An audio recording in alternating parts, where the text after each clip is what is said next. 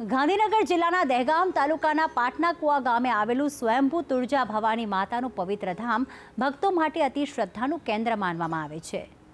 આશરે 400 વર્ષ જૂનું માનવામાં આવતું આ મંદિર આજે પણ ભક્તોની અડગ આસ્થાનું પ્રતીક બની રહ્યું છે। ગામમાં એવી માન્યતા છે કે કોઈ પણ યુવાનને નોકરી મળે તો તે પોતાનો પ્રથમ પગાર માતાજીના ચરણોમાં અર્પણ કરે છે।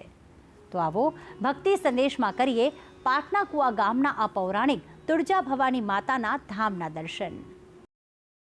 આજે ભક્તિ સંદેશની ટીમ આવી પહોંચી છે દહેગામ તાલુકાના પાટનાકુવા ગામમાં કે જ્યાં સ્વયંભૂ તુળજા ભવાની માતા છેલ્લા 400 વર્ષથી સ્થાપિત છે।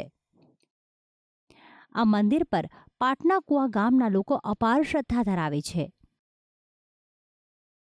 ગામ લોકોનું કહેવું છે કે આ ગામમાં જો આજે સુખ અને સમૃદ્ધિ છે તો તે માત્ર ને માત્ર માં તુળજા ભવાનીને જ આભારી છે અને એટલા માટે જ નિત્ય આ ગામના લોકો આવે છે અને માં સમક્ષ શીશ ઝુકાવીને આશીર્વાદ પ્રાપ્ત કરે છે।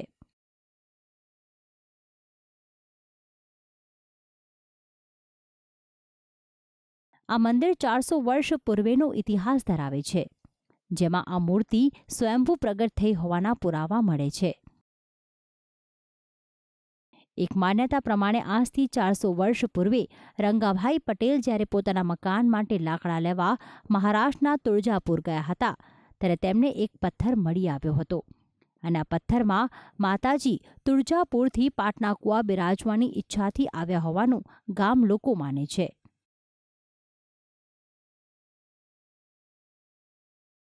તુળજા ભવાની માતાનું આ મંદિર આમ તો 400 વર્ષ પુરાણું છે, પરંતુ 2013માં તેનો જીર્ણોદ્ધાર કરવામાં આવ્યો હતો।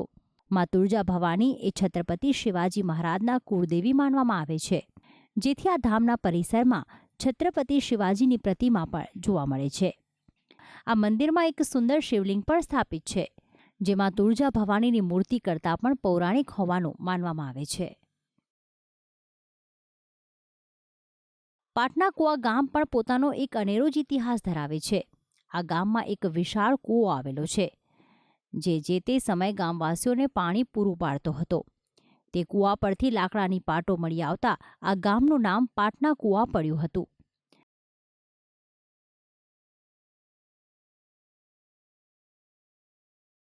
આ મંદિર પર શ્રદ્ધાળુઓ એટલી આસ્થા રાખે છે કે 5000ની વસ્તી ધરાવતા આ ગામમાં દરેક પરિવારના ઘરમાં એક સભ્યને સરકારી નોકરી મળવાનું કારણ પણ માતાજીની કૃપા હોવાનું જ માનવામાં આવે છે, જેથી જ દરેક ગામવાસી પોતાનો પ્રથમ પગાર માતાજીના ચરણોમાં અર્પિત કરે છે।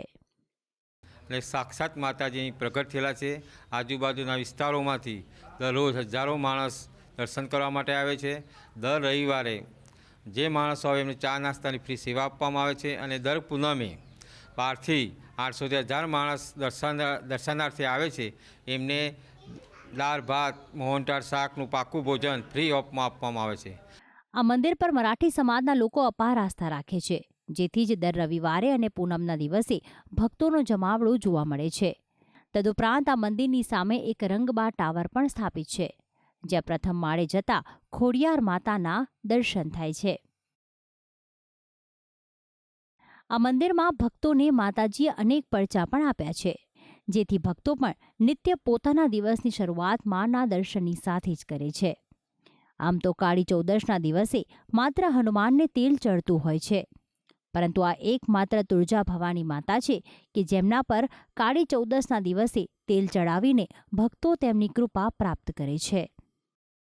અમે એક વખત ગાંધીનગર જતા હતા અને અમારી ગાડી એટલી બધી સ્લીપ ખાઈ 100 ફૂટ ગાડી ઘસેડાઈ જઈ, પણ અમને એટલું સહેજ પણ ઈજા થઈ નથી અને અમે સીધા બેસી રહ્યા હતા એવું અમને લાગ્યું। મારા છોકરાને વિદેશ જવાનું હતું, તે ખાલી અમે ફાઇલ મૂકી 27 દિવસમાં વિઝા આવી ગયા।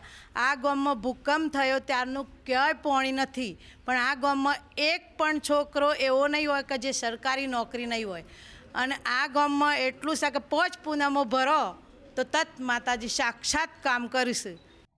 જે રીતે માતાજીએ અસુરોનો નાશ કરીને દેવી દેવતાઓની રક્ષા કરી હતી, તે જ રીતે પાટનાકુવા ખાતે બિરાજતા માં તુળજા ભવાની તમામ વિઘ્નોનો નાશ કરીને કરે છે ગામવાસીઓની સુરક્ષા।